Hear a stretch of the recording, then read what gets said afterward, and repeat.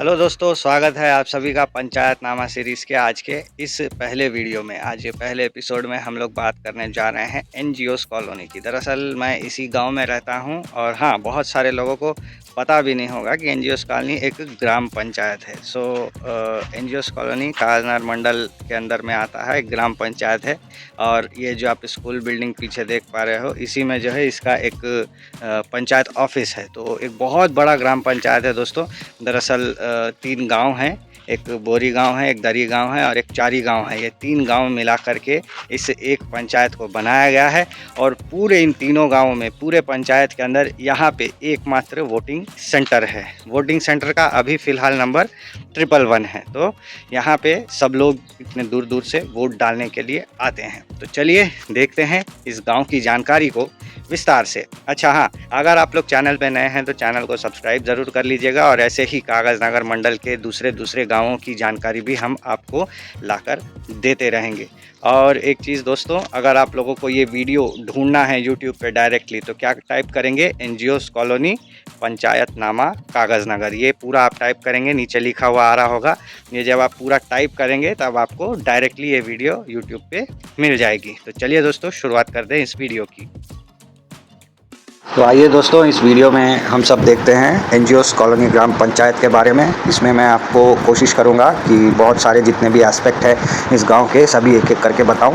तो शुरुआत करते हैं पहले कि कैसे आप एनजीओस कॉलोनी पहुंच सकते हो। वहां के रास्ते देखते हैं। वैसे तो 3 अलग अलग रास्ते हैं जाने के। फटाफट से मैं आपको एक एक करके बता देता हूँ।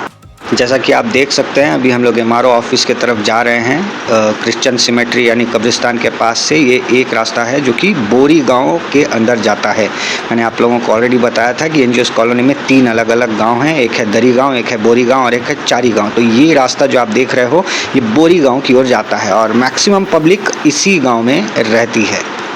इसके बाद आपको रिवाइंड करके दिखा देता हूं दोस्तों कि दूसरा रास्ता कैसे जाता है। दूसरा रास्ता है, देखिए, सेम वैसे ही जाना है। क्रिश्चियन कब्रिस्तान से राइट में जैसे ही पहाड़ पे चढ़ते हैं तो आरडीओ ऑफिस आता है। आरडीओ ऑफिस के ठीक थोड़ा सा सामने में आपको दिखेगा, लेफ्ट साइड में एक कच्चा रास्ता उतरता हुआ दिख रहा होगा। ऐसे करके आपको यहाँ उतर जाना है। बहुत सारे ऐसे लोग हैं जो कि पीछे झरने में भी जाते हैं दोस्तों। एनजीओस कॉलोनी में एक फेमस झरना भी है, लिंगाडोई नाम है उसका, और इसी रास्ते से जो है लिंगाडोई जाते हैं। तो आप देख सकते हो कि यहाँ बोर्ड भी मिलेगा आपको कि आप दरी गांव पहुँच चुके हो। ऐसे ही सीधे कच्चे रोड पे आपको दरी गांव की तरफ जाते रहना है। वैसे दोस्तों, दरी गांव चूँकि एक ट्राइबल इलाका है, इसलिए वहाँ रोड की काफ़ी समस्या है।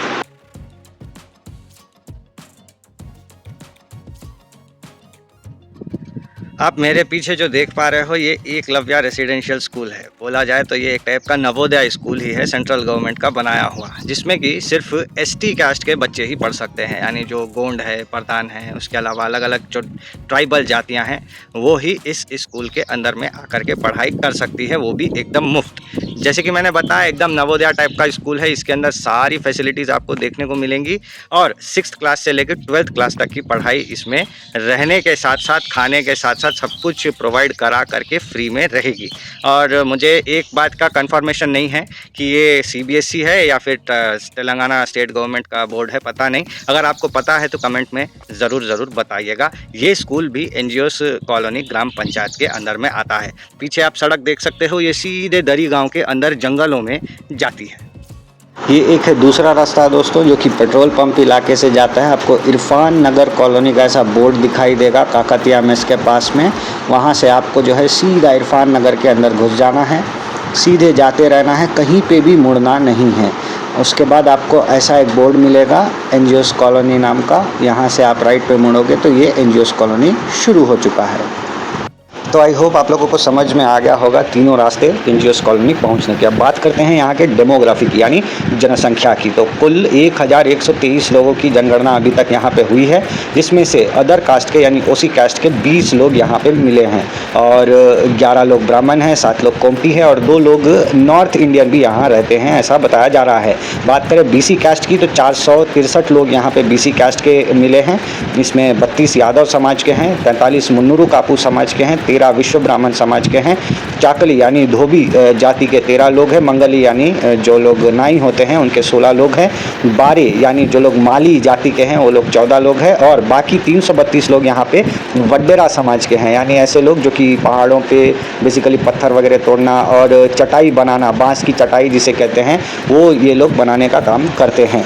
इसके अलावा SC कास्ट की बात करूँ तो यहाँ पे 79 लोग मिले हैं जो कि माला जाति से बिलोंग करते हैं। ST कास्ट में 181 लोग हैं जो कि पूरे के पूरे गोंड हैं, और 380 माइनॉरिटीज़ यहाँ रहते हैं ऐसा बताया जा रहा है, जिसमें कि 367 लोग मुस्लिम्स हैं और 13 लोग क्रिश्चियंस हैं। तो ये जानकारी मिली है दोस्तों एक जनगणना की, और ये आपको पहले ही बता दूं कि ये एकदम सटीक जनगणना बिल्कुल भी नहीं है, थोड़ा सा ऊपर नीचे हो सकता है। इसके बाद दोस्तों आते हैं अगली चीज़ पे जो कि है गवर्नमेंट स्कीम्स की। तो यहाँ पे गवर्नमेंट स्कीम्स की बात करूँ तो 213 लोगों को अभी तक रैतु बंधु मिला है। मैं यहाँ पे रैतु बंधु इसीलिए लिखा हूँ क्योंकि अभी तक रैतु भरोसा स्कीम शुरू नहीं हुई है। जो पुरानी स्कीम है रैतु बंधु का रिकॉर्ड हमें मिला है, तो 213 लोगों को अभी तक रैतु बंधु के पैसे इस गाँव में मिलते हैं। साथ ही साथ 174 ऐसे लोग भी इस गाँव में रह रहे हैं जिनको आसरा पेंशन स्कीम के तहत पैसे मिलते हैं हर महीने, और 46 लोगों ने अभी तक यहाँ पे इस गाँव में कल्याण लक्ष्मी चेक का जो है पैसा उठाया है। 22 लोगों ने शादी मुबारक स्कीम का लाभ यहाँ पे लिया है एनजीओस कॉलोनी में, और साथ ही साथ 29 ऐसे लोग हैं जिन्होंने जो है अपने बच्चे का जन्म गवर्नमेंट हॉस्पिटल में करवाया, जिसके बाद उनको KCR किट की सुविधा मिली है। KCR किट वही सुविधा है दोस्तों जहाँ पे बच्चा पैदा होने के बाद में उसके लिए जो नेसेसरी सामान है, जैसे टॉवल है, शैम्पू है, साबुन है और आपका पाउडर वगैरह है, ये सब उस किट में दिया जाता है। अभी तक किसी भी दलित व्यक्ति को यहाँ पे दलित बंधु स्कीम के पैसे नहीं मिले हैं, कोई लाभ नहीं मिला है, ना ही किसी को इंदिरा या डबल बेडरूम का यहाँ पे लाभ मिला है। बात करूँ सेंट्रल गवर्नमेंट की तो एकमात्र यहाँ पे ई श्रम कार्ड का यहाँ पे काम हुआ है जो कि 82 लोगों ने अभी तक बनवा रखा है। तो ये थी दोस्तों गवर्नमेंट स्कीम्स की यहाँ पे जानकारी। क्या करते हैं एनजीओस कॉलोनी के लोग? ज़्यादातर फार्मिंग करते हैं और यहाँ पे कपास और तुअर दाल ज़्यादा उगाई जाती है। इसके अलावा डेली वेज वर्क पे जाते हैं, और प्राइवेट सर्विस करने वाले भी यहाँ पे लोग हैं जो कि SPM वगैरह में नौकरी करते हैं। गवर्नमेंट सर्विस करने वाले भी काफ़ी लोग यहाँ पे रहते हैं, ख़ास तौर पे सरकारी टीचर और दूसरे तीसरे रेवेन्यू डिपार्टमेंट और ऐसे छोटे छोटे बड़े बड़े डिपार्टमेंट्स के लोग यहाँ पे आजकल रहना शुरू कर रहे हैं, घर वगैरह बना रहे हैं। और इसके अलावा मैंने आपको बताया था जो वडेरा समाज है वो अभी भी इस गांव में रहता है, और वो लोग क्या करते हैं, बैम्बू मैट मेकिंग, यानी जो मैंने बताया था कि आपको चटाई वगैरह बनाते हैं बम्बू की, और बम्बू से जुड़े दूसरे छोटे बड़े व्यापार करते हैं। तो ये है जानकारी दोस्तों यहाँ के रहने के क्या करते हैं एनजीओस कॉलोनी वाले उसकी। अच्छा, बात करूँ मेन प्रॉब्लम्स की दोस्तों, तो यहाँ पे इरिगेशन फैसिलिटी की काफ़ी समस्या है। खेत है लेकिन पानी नहीं है, बहुत सारे लोग पानी की डिमांड कर रहे हैं। खास तौर पे चारी गांव और दरी गांव में रहने वाले लोगों को खेती के लिए काफ़ी परेशानियों का सामना करना पड़ता है। इसके अलावा ये लोग जब फर्टिलाइज़र खरीदने के लिए जाते हैं सरकारी PACS में, तब इन लोगों को ठीक से जो है फर्टिलाइज़र्स नहीं मिलती हैं, बाहर से ख़रीदना पड़ता है पैसे लेकर के। सब्सिडाइज्ड वाली बहुत कम मिलती है फर्टिलाइज़र, जिसके चलते यहाँ पे फर्टिलाइज़र्स की जो है शॉर्टेज हो रही है। इसके अलावा दोस्तों ज़मीन कब्जे के मामले थोड़े बहुत यहाँ पे देखने को मिले हैं, खास तौर पे चारी गांव वाले इलाके में जो है ज़मीन कब्जे के मामले देखने को मिले हैं, जिस वजह से यहाँ पे रियल एस्टेट के दाम थोड़े से कम हैं। इसके अलावा जो रोड आपको मैंने बताया था कि दरी गाँव जाने के लिए तो बिल्कुल भी रोड है ही नहीं, और कहा जा रहा है कि फॉरेस्ट क्लियरेंस नहीं मिला है, जिस वजह से अभी तक वहाँ पर सीमेंट की रोड या डांबर की रोड नहीं बनाई गई है। प्रधानमंत्री जन मन योजना के तहत, आदर्श ग्राम योजना के तहत यहाँ पे अप्लाई करके जो है लिया जा सकता है रोड, लेकिन अभी तक लिया नहीं गया है। इसके अलावा जो भी सीमेंट के रोड यहाँ पे बनाए गए हैं ना दोस्तों,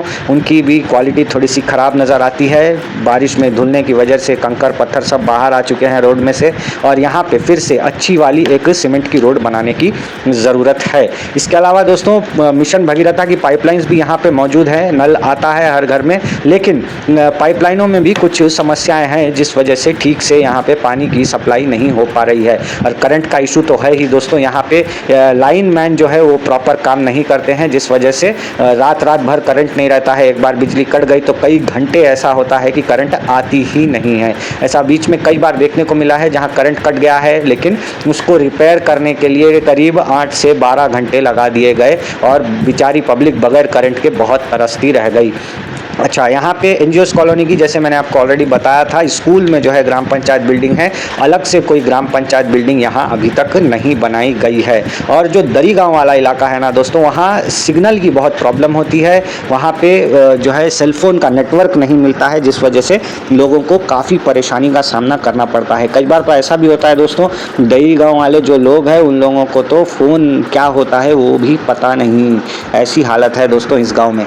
अच्छा, इसके अलावा आप बढ़ते हैं इलेक्शन के ऊपर। यहाँ पे सरपंच के लिए जो है रिजर्वेशन की सीट रखी गई थी। एक तो एसटी कैंडिडेट होना चाहिए, ऊपर से लेडी कैंडिडेट होना चाहिए। तो अगर आपको यहाँ सरपंच का इलेक्शन लड़ना है तो सबसे पहले आपको एसटी बनना पड़ेगा, उसके अलावा आपको जो है लेडी रहना चाहिए। यहाँ पे ट्राइबल मेल कैंडिडेट भी इलेक्शन नहीं लड़ सकता है।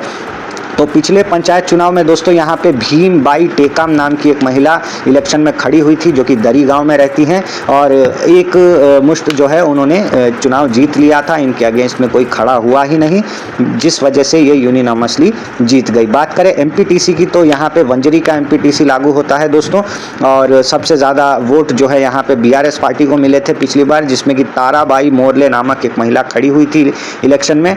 उनको जो है 1943 वोट मिले थे। बीजेपी की तरफ से सुशीला खड़ी हुई थी, जिनको 96 वोट मिले।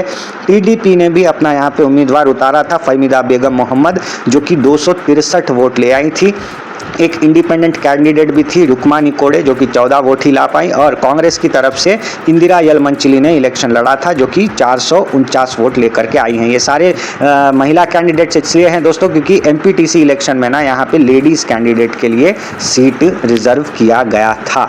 इसके अलावा दोस्तों लोकसभा चुनावों की बात करें 2024 में, तो एसटी रिजर्व सीट है अपनी आदिलाबाद की। बीआरएस की तरफ से जो है आतरम सक्कू खड़े हुए थे, उनको एनजीओस कॉलोनी के लोगों ने 33 वोट दिए हैं। वहीं कांग्रेस के आतरम सुगुना को 241 वोट यहाँ पे मिले हैं दोस्तों। और बीजेपी के तरफ से गोड़म नागेश खड़े हुए थे, जिनको 137 वोट एनजीओस कॉलोनी ने दिया है। तो साफ तौर पे देखा जा सकता है कि 241 वोटों के साथ कांग्रेस यहाँ पे लोकसभा चुनाव में भारी पड़ती हुई नजर आई। बात करें एमएलए इलेक्शंस 2023 की, तो अनरिजर्व सीट थी।